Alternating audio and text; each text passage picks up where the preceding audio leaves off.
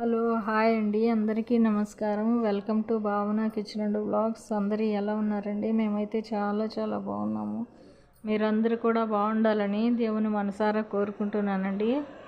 ఈరోజు మన రెసిపీ వచ్చేసి పల్లెటూరు స్టైల్లో చింతాకు పొడి అండి. చాలా టేస్టీగా ఉంటుంది. తప్పకుండా ట్రై చేయండి ఫ్రెండ్స్. తెలిసిన వాళ్ళైతే ఓకే, తెలియని వాళ్ళు తప్పకుండా ట్రై చేసి దీని రుచి చూడండి ఫ్రెండ్స్.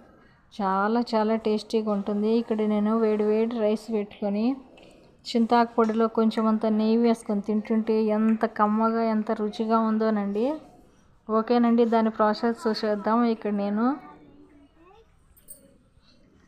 ఎండబెట్టిన చింతాకును 2 రెమ్మల కరివేపాకు కూడా వేసుకున్నానండి. చాలా కమ్మగా ఉంటుంది. వేడి రైస్లో వేసుకొని తింటే వేరే కర్రీని అవసరం లేదండి. దీంతోనే కడుపు నిండా తినేస్తారు ఇంట్లో అందరూ. అంత కమ్మగా రుచిగా ఉంటుంది. ఇక్కడ నేను చూపించేది చింతాకు 2 రెమ్మల కరివేపాకును కూడా వేసుకున్నానండి. ఇది హెల్త్కి కూడా చాలా మంచిదండి. ఇక్కడ నేను 1 కప్పు వేరుశెనగ గింజలు వేసుకున్నాను. ఒక 20 దాకా ఎండుమిర్చిని, తెల్లగడ్డను వేసుకున్నానండి. ఇప్పుడు ఫ్యాను బాగా హీట్ అయిన తర్వాత చింతాకుని నేను లైట్గా వేయించుకుంటున్నానండి. మాడిపోకుండా ఈ విధంగా వేయించుకోవాలండి.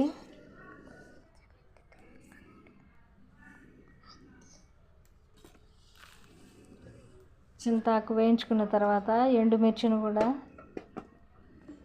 వేయించుకుంటున్నాను.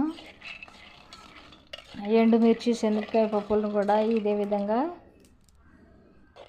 పచ్చివాసన లేకుండా బాగా వేయించుకోవాలండి. ఈ విధంగా 3 వేయించుకున్న తర్వాత ఇక్కడ నేను పెద్ద సైజు తెల్లగడ్డని తీసుకున్నానండి. దాన్ని లైట్గా పొట్టు తీసుకొని పక్కన పెట్టుకున్నాను. ఇప్పుడు రోట్లో వేసి ఎండుమిర్చి, రుచికి తగినంత ఉప్పును వేసి దంచుకుంటున్నానండి. ఎండుమిర్చి, శనగకాయ పప్పులు, ఉప్పును వేసుకొని నేను ఈ విధంగా దంచుకుంటున్నాను. శనగకాయ పప్పులకు నేనైతే పొట్టు తీయలేదండి, మీకు ఇష్టమైతే తీసుకోవచ్చు. ఈ 3 నేను ఈ విధంగా మెత్తగా దంచుకుంటున్నాను.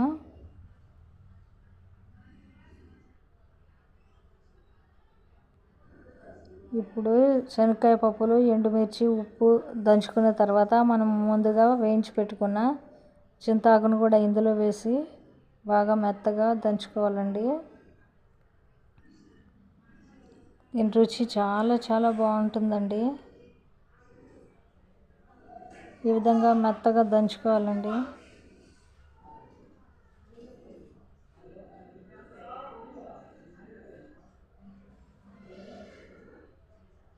ఈ విధంగా దంచుకున్న తర్వాత మనం ముందుగా లైట్గా పొట్టు తీసి పెట్టుకున్న తెల్లగడ్డలను కూడా ఇందులో వేసి దంచుకోవాలి.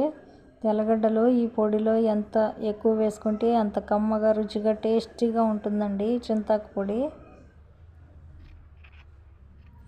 ఇంతేనండి, చింతాకు పొడి రెడీ అయిపోయింది. మీకు నచ్చినట్లయితే తప్పకుండా ట్రై చేసి నా ఛానల్ను తప్పకుండా సబ్స్క్రైబ్ చేసి సపోర్ట్ చేయాలని కోరుకుంటున్నానండి. చాలా సింపుల్ అండ్ టేస్టీగా ఉంటుందండి. ఈ విధంగా ప్రిపేర్ చేసి స్టోర్ చేసుకోవచ్చండి. చాలా బాగుంటుంది. ఎప్పుడు మనకు కావాలంటే అప్పుడు రైస్లో వేసుకొని తినేయచ్చండి. ఇంతేనండి, చూశారు కదా, తప్పకుండా ట్రై చేయండి ఫ్రెండ్స్. ఇప్పుడు నేను వేడి రైస్ను ప్లేట్లో పెట్టేసుకుంటున్నానండి.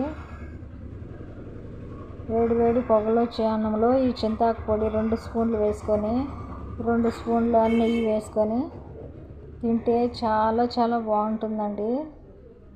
ఒకసారి రుచి చూడండి ఫ్రెండ్స్. ఎంత రుచిగా ఎంత కమ్మగా ఉంటుందో మీకే అర్థమవుతుంది.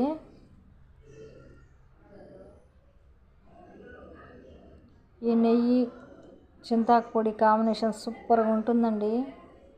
సూపర్ అంటే సూపర్గా ఉంటుంది.